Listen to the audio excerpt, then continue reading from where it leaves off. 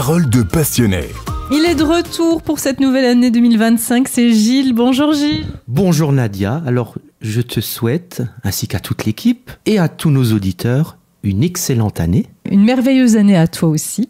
Et justement, on va parler de la petite année. Alors, qu'est-ce que c'est que cette petite année ? Autrefois, lors de la nuit de Noël, il fallait brûler une énorme bûche. Et elle devait durer 12 jours jusqu'à l'épiphanie, en guise d'offrande aux dieux, afin de garantir une bonne année, une bonne récolte. Alors, 12 jours pour représenter les 12 mois de l'année. Effectivement, nos ancêtres se basaient sur l'observation minutieuse de ces 12 jours qui vont du 26 décembre jusqu'au 6 janvier pour prévoir la météo de l'année à venir. Il existait différentes techniques, dont celle de la petite année, ou l'Ostach, et la météo de chaque jour augurait de celle du mois correspondant. Je connais aussi la tradition de couper l'oignon et qu'on met sur le rebord de fenêtre. Oui, certaines personnes coupent encore des oignons en deux et placent les 12 moitiés côte à côte devant la fenêtre la nuit de Noël. Toutes représentent un mois de l'année à venir, y mettent du gros sel dessus, et plus les oignons auront donné d'eau, plus le mois sera humide. Alors même si toutes ces pratiques ne reposent sur rien de scientifique,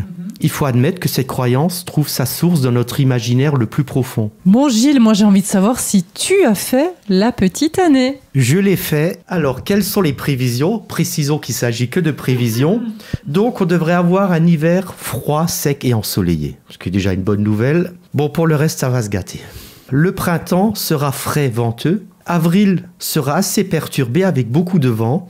Mai et juin seront très humides avec beaucoup de pluie en juin. Moi, ce que je veux savoir, c'est l'été. Juillet sera globalement chaud, mais avec beaucoup d'instabilité de vent et d'orage. Surtout la deuxième quinzaine de juillet, qui sera plus chaude et orageuse. Août sera plus humide, avec de la pluie et du vent. Oh bah ça m'aide pas pour poser mes congés tout ça. En automne, alors septembre, la première quinzaine devrait être couverte, un peu pluvieux, la deuxième quinzaine plus ensoleillée et sèche. Octobre sera froid mais ensoleillé, avec une deuxième quinzaine plus couverte et venteuse. En novembre, les températures devraient être douces, avec une première quinzaine très pluvieuse, plus sèche la deuxième quinzaine, et décembre devrait être assez mitigé avec des périodes ensoleillées et aussi des périodes pluvieuses et venteuses. Donc en conclusion, une année plutôt fraîche et humide, donc presque une répétition de 2024. Oh non, j'espère que tu te trompes. Oui, j'espère aussi.